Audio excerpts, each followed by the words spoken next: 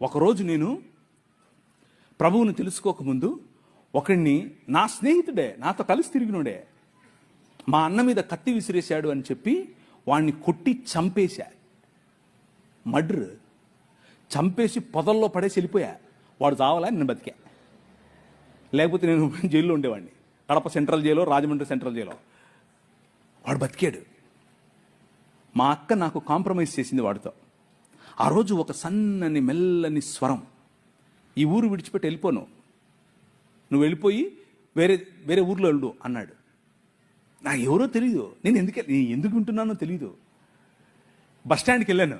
బస్టాండ్కి వెళ్ళి టికెట్ కొనుక్కుంటూ తిరుపతి అన్న టికెట్ కొనుక్కోకుండా హైదరాబాద్ను కొనుక్కున్నాను. ఎందుకు కొనుక్కున్నాను నాకు తెలియదు. హైదరాబాద్లో ఎవరు లేరు నాకు తెలిసిన వాళ్ళు. హైదరాబాద్ వెళ్ళిపోయా. పొద్దున్నే లేచి దిగితే బస్సు ఆగింది, డీలక్స్ బస్సు. ఆ రోజుల్లో డీలక్స్ బస్సు ఉండేవి.